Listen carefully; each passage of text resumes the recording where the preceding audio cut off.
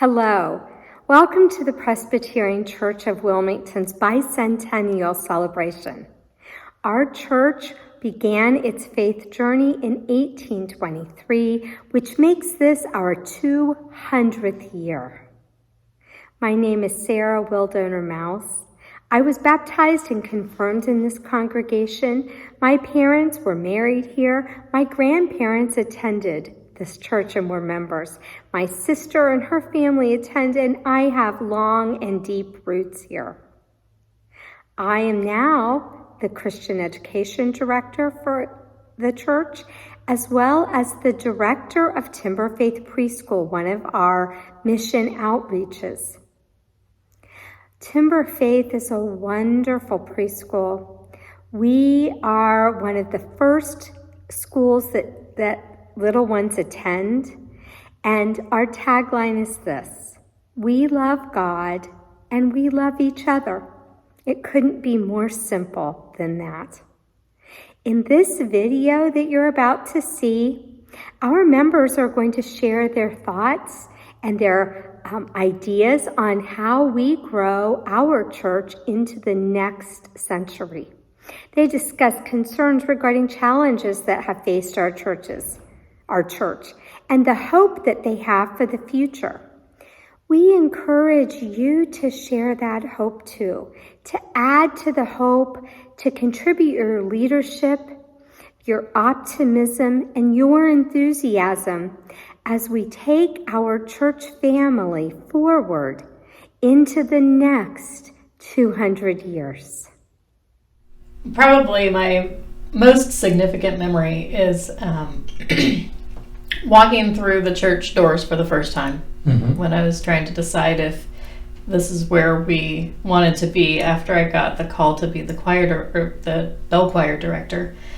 And I was really nervous about it. And it was the summer, so we didn't have to be at the other church for any kinds of music or anything. So we said, okay, let's just go check it out and we'll see. And when we walked through the doors, everybody was so nice. We just felt welcomed from the minute that we walked in. And I remember thinking about it all through the service, and then the last hymn was "Here I Am, Lord." So I said, okay. What would you envision? 69 or 70 years old. As a new minister? Young. You just said kind of like somebody David. that's not... Kind of like David was when he got here. You know, he's just newly out of school and a little uncertain, and you know, he learned as he went because he was newly graduated and ordained, I think, and he learned as he went. Boy, did he learn! You know. I don't know how many times I went to the presbytery to meetings, and you've been there, where the churches have all this infighting going on. Well, we still don't have that much. We have a little bit, nothing to the degree that a lot of churches do, but then a lot of people makes for a lot of strife, makes for a lot of arguments, but we don't do that much. But I give that credit to David. He kept us all kind of tamped down. He heard our complaints, heard our suggestions, and then, you know, he went and did what he was going to do anyway, really. But it really, where we were a happy church, so many of the bigger churches in the presbytery were not happy. And I never understood that for real. But I give David props for that. Yeah. I think we're still happy with ourselves and what we have and do. We made it through the worst of it, so now we just have to keep after it, get a pastor. The Presbyterian church is both needs clergy as a leader, but the real leadership, I think, of a congregation comes from the members of the congregation. People being asked to do things is an important part of the growth of the church. Somebody wanting to get in there and plug along and do something. Yeah. It's scary to stand up in front of everybody and say your piece, but every now and then it's good for you. This church welcomes that. That's kind of the comfort zone Mike was talking about, right? Like, I'd rather not, but if you really need me, I think we promote it too. We welcome the youngsters to come up and maybe sing a song, and that's courageous on their part, you know. Yeah. And yet they're always accepted wholeheartedly, and I think our kids grow pretty well that way, you know. Well, money was our biggest worry, and Wow. when I was a trustee, because the church we never had any Sunday, we never had enough money to pay the bills. We always were, let's pay this one, and pay that. We'd pay partially, and we did that for a good while. Now, before I got there, I'm not sure, they might have been even worse. But anyway, well, in the course of the time that I was a trustee, we were very careful with the money, but it was scarce because there wasn't a great big congregation, and a lot of them were older people. And in fact, I think we were probably the youngest. Betty and I were the youngest people in the church, except somebody like Miller's came in with a baby. As we grow, we need more cash in the coffer too. Years ago, people that had a lot of money gave us a lot of money. Lair uptown, he owned a hotel, he gave us a lot.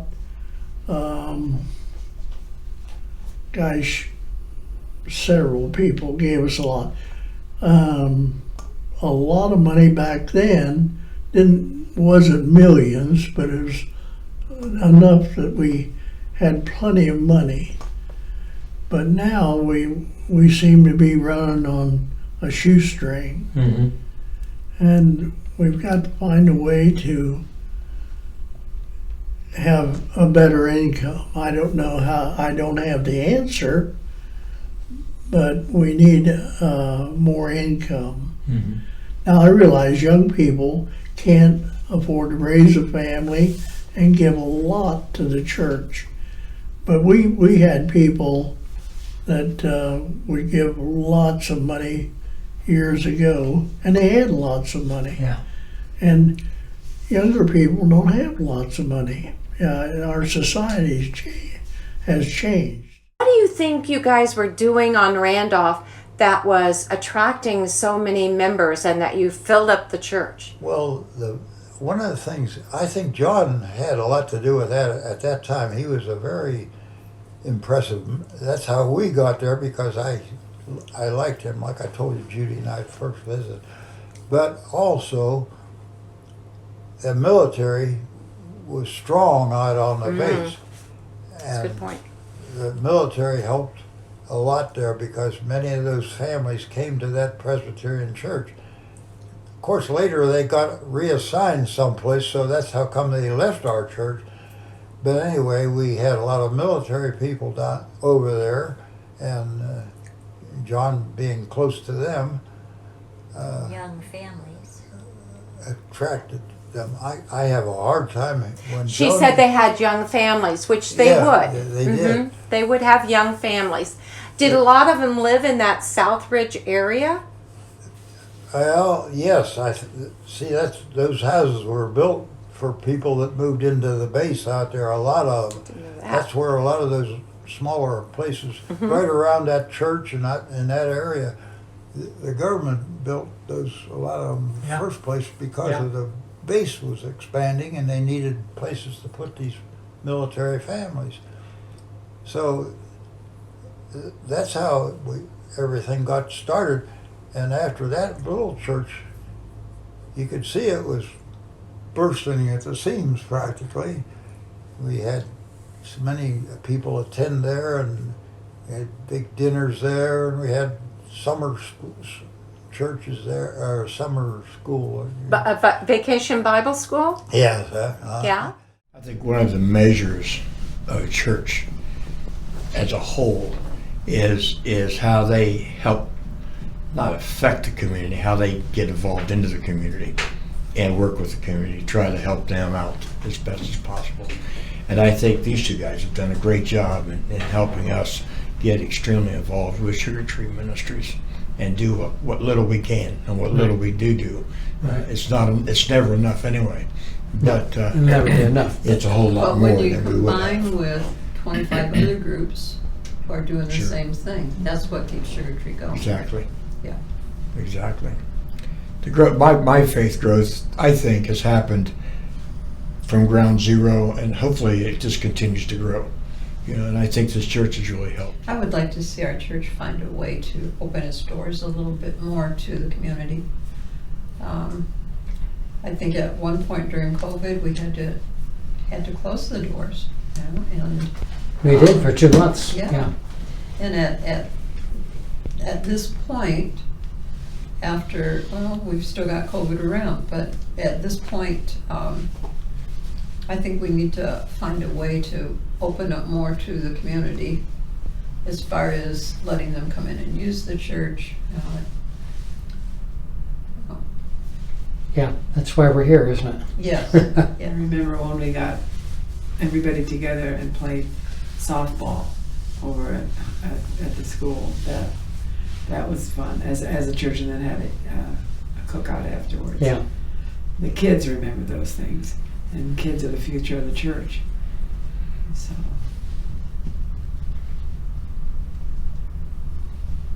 Great.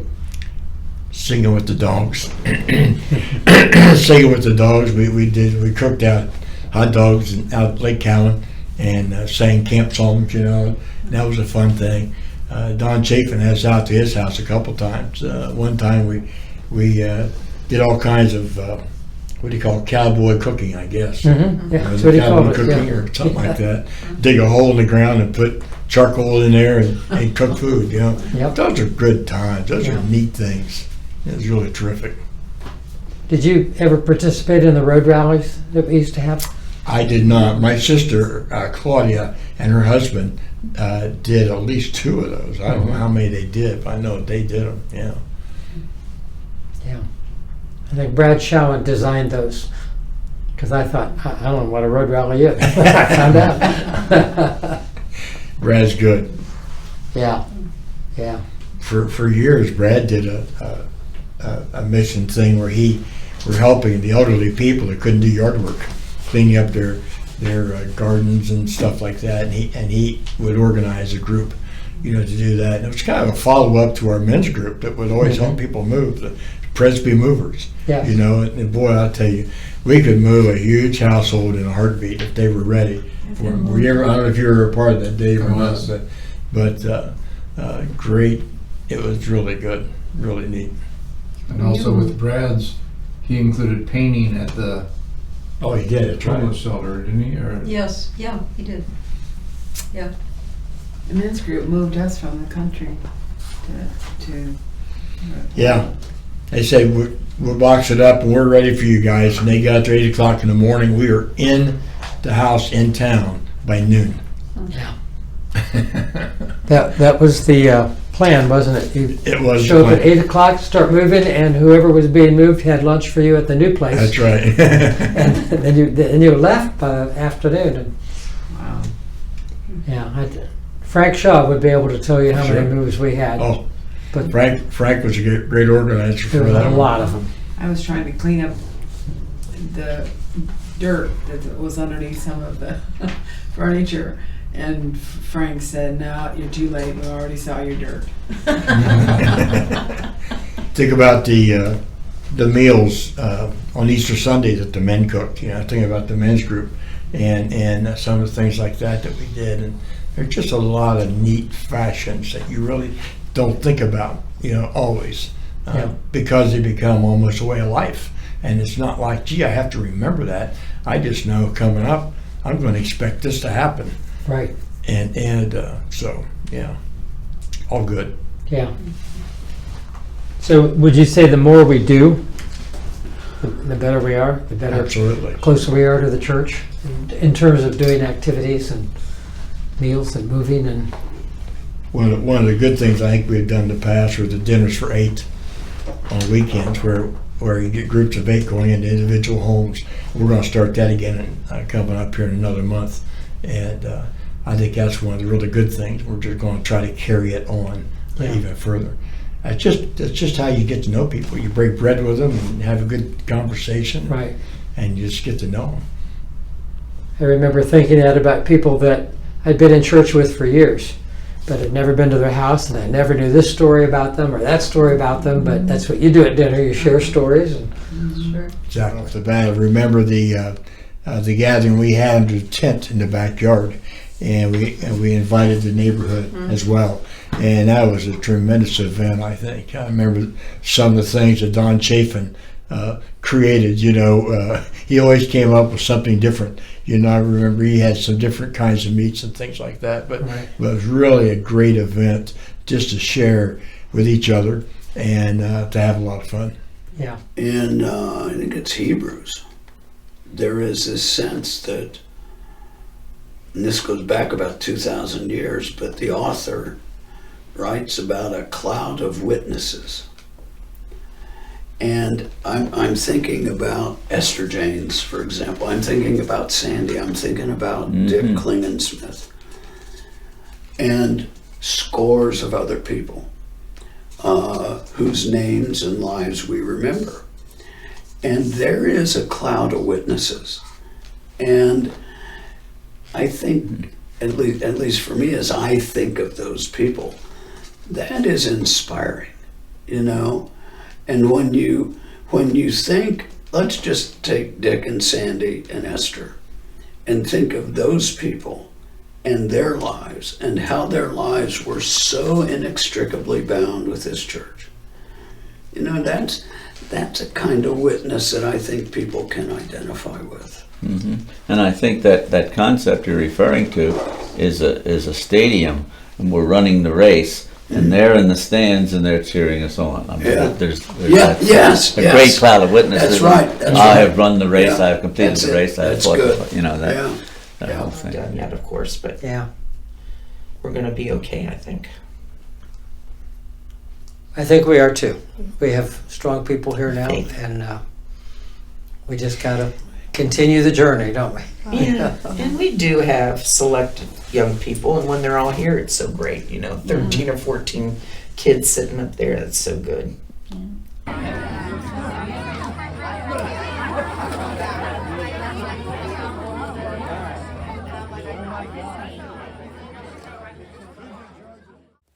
You may have noticed a little bit of concern about the future of the church in this video.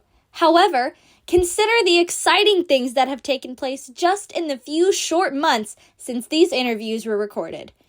Women's and men's fellowships have resumed brunches, bringing together people from both inside and outside of our church for Christian fellowship. We had a very successful first annual Worship in the Park and Carry-In Lunch. This service, with toe-tapping bluegrass music led by our friends, the Brockman Brothers from Centerville, brought in 23 visitors from the community.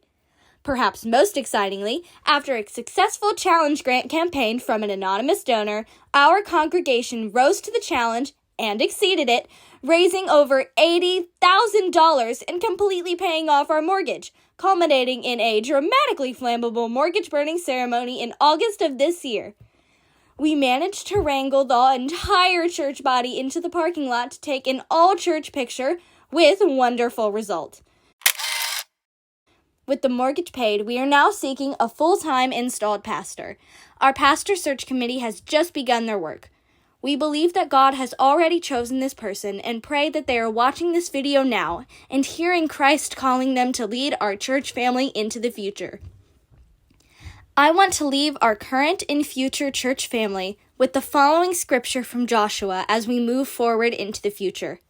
In Joshua 1:9, the Lord said the following to Joshua, "Have I not commanded you? Be strong and courageous. Do not be terrified, do not be discouraged, for the Lord your God will be with you wherever you go." The Bicentennial Committee thanks you for participating in these videos with us, and we hope that you share our excitement and hope as the Presbyterian Church of Wilmington leads boldly into the future.